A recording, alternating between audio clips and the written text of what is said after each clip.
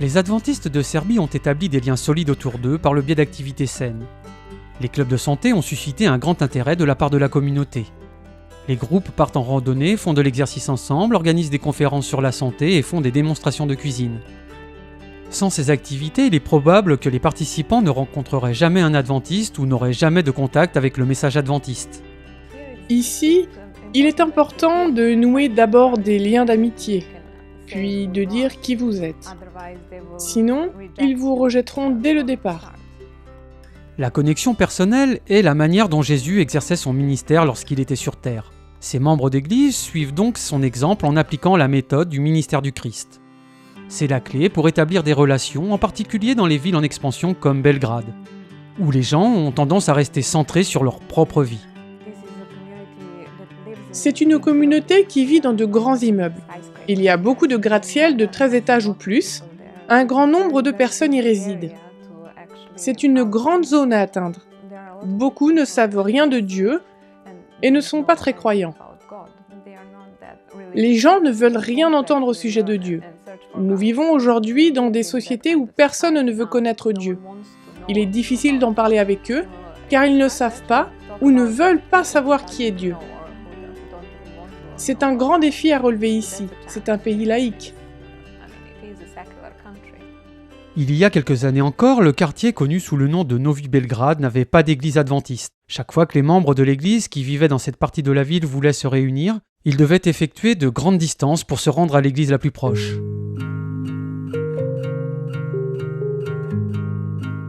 En 2020, une partie de vos offrandes du 13e sabbat a permis d'établir une église à Novi Belgrade. Ils ont pu obtenir un espace à 2 niveaux et sont en train de rénover le niveau inférieur pour en faire un centre d'influence urbain. Cela signifie beaucoup pour nous car nous avons nos propres services, nous pouvons inviter des amis. L'installation est très bonne et nous sommes très reconnaissants à Dieu qu'il y ait 2 niveaux.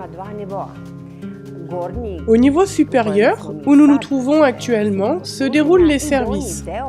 Et la partie inférieure est vraiment très pratique pour diverses activités. Ce sera bientôt un centre d'influence et nous allons avoir des clubs de santé ici. Nous allons enseigner aux personnes comment cuisiner des aliments sains et peut-être une sorte d'artisanat. L'artisanat est très apprécié ici, comme la fabrication de savons à partir d'ingrédients sains, ainsi que le découpage et le piquage.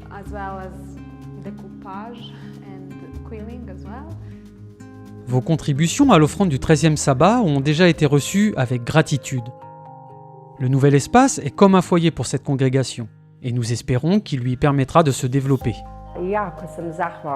Je suis très reconnaissante à tous les frères et sœurs du monde entier, ceux qui nous ont aidés, parce que c'est une grande municipalité où nous sommes et il n'y avait pas d'église encore. Croyez que nous avons prié plus de 20 ans. Nous avons prié pour avoir cette église. Et c'est pourquoi nous sommes aussi prêts à donner nos offrandes à ceux qui ont besoin aussi d'avoir leur propre église. J'ai tellement de gratitude. Merci. Je suis reconnaissante à Dieu d'avoir suscité la volonté de donner. Il les a inspirés à donner. Cela nous dit que nous devons travailler et justifier ce que nous avons. Nous prions pour que Dieu nous utilise là où nous sommes et qu'il remplisse ce bâtiment pour que nous en trouvions un autre. Merci de prier pour cette église qui accueillera bientôt un centre d'influence urbain dans un nouveau quartier de Belgrade. Merci pour l'offrande du 13e sabbat en 2020 et d'avoir fait du rêve de cette congrégation une réalité.